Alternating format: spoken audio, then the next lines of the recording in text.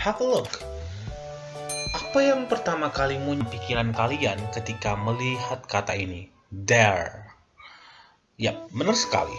Mungkin yang pertama kali muncul adalah there. Bahasa Indonesianya adalah di sana. But now, konteksnya, there kita pakai untuk menyatakan keberadaan sesuatu ataupun keberadaan seseorang. Dalam artiannya, there memiliki arti ada dalam bahasa Indonesianya. Ada dua jenis yang bisa kita pakai. Yang pertama, there is. Yang kedua, there are.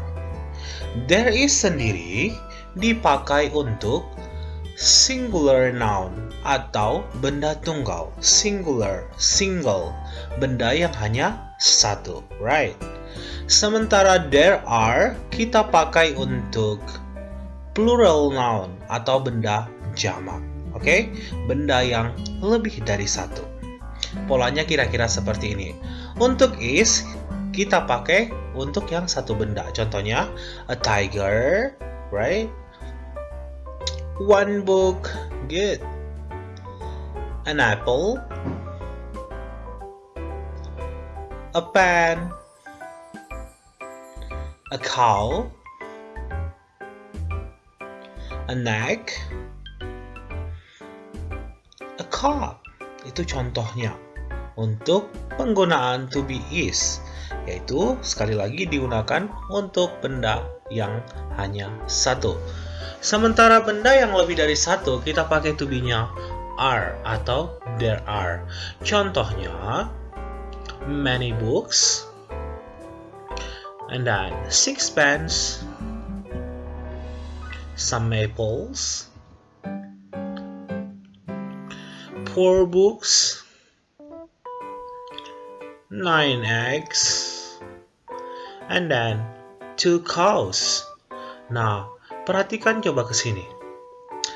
Setiap benda yang lebih dari satu biasanya selalu diakhiri dengan s, right? Nah, sementara benda yang hanya satu tidak kita bubuhkan s pada akhir katanya. Itu contohnya. Oke? Nah, coba perhatikan. Contoh pertama. There is a chair in the classroom. There is a chair in the classroom. Artinya, ada. There is tadi artinya ada. Ada sebuah kursi di ruangan kelas. The next example. There are 5 cars in my father's garage. Ada 5 mobil di garasi ayahku. Contoh ketiga, there are some pens in my pencil case. Ada beberapa pulpen, ada banyak pulpen di kotak pensilku. There is an orange in refrigerator. Ada sebuah jeruk di kulkasku. Itulah contohnya. Nampakkan perbedaannya? Contoh nomor 1, there is a chair. A chair menandakan satu benda, satu kursi. There are 5 cars. Nah, 5 cars, 5 mobil, it means lebih dari satu. Pun begitu dengan contoh yang ketiga, some pens. Kita pakai s pada akhir kata bendanya. Banyak pulpen. There is an orange. Ada sebuah jeruk di kulkasku. Oke? Nah, itu dia tadi contoh penggunaan there is dan there are dalam kalimat. Pola pembentukan kalimat there is dan there are. Nah, pada kalimat positif, there is ditambah singular noun untuk penggunaan there is. Sementara there are, pada kalimat positifnya, there are sendiri ditambah plural nouns atau benda yang lebih dari satu. Negatif, kita bubuhkan not setelah there is baik there are. Di interrogatif, is there, kita tambah singular noun. Sementara untuk there are, kita tambah are there plus plural nouns. Itu. Saya harap mengerti ya. Nah, contohnya pada pembentukan kalimat. There is a chair in my classroom. There is a chair in my classroom. It means there is digunakan untuk singular noun. Jadi, kita coba susun kalimatnya. untuk kalimat negatif. There is a chair in my classroom. Jangan lupa kita bubuhkan kata not setelah is. Nah, kita lihat pada pembentukan pola negatif.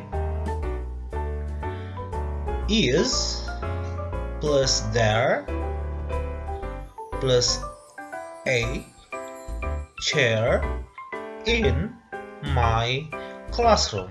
Pada pola interrogatif, jangan lupa kamu bubuhkan tanda tanya di akhir kalimat. Paham? Oke. Is there a chair in my classroom?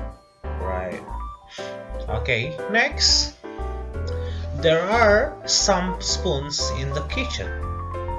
Ini penggunaannya untuk pola kalimat plural noun.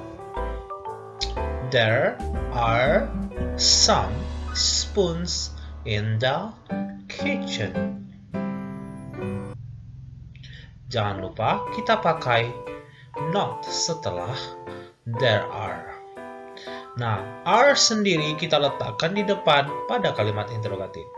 Are there any spoons in the kitchen? Jangan lupa tanda tanya di akhir kalimat. Nah, mungkin beberapa dari kamu bertanya, why some berubah menjadi any? Peraturannya seperti itu. Ketika some berubah menjadi kalimat negatif, baik interrogatif, dia berubah menjadi kata any. Any spoons. Any spoons. Nah, ini menandakan ketidakpastian. Sementara pada positif itu sudah pasti ada. Sementara negatif, baik interrogatif, itu menandakan ketidakpastian. Karena itu diubah menjadi any. Saya harap mengerti ya. Nah, coba perhatikan gambar berikut. Kita lihat, there a car, there 3 cars. Nah, apa yang kira-kira kurang? Ya, betul sekali. Pada kalimat di sebelah kiri, kita bubuhkan is di tengahnya. Sementara di sebelah kanan kita pakai are, karena yang di sebelah kanan merupakan plural nouns. Kita lihat, puppy or puppies. What is puppy? Ya, benar. Anak anjing. Kita lihat dulu. There is. Apa yang kurang? Nah, pada bagian sebelah kiri kita hanya tinggal mengisi a puppy. Artinya seekor anak anjing. How about yang di right side? There are some puppies. Oke, paham? Oke, itulah tadi tentang there is dan there are yang digunakan untuk menyatakan keberadaan. Oke, I think that's all for today, guys. I hope you understood about my explanation. Thank you so much.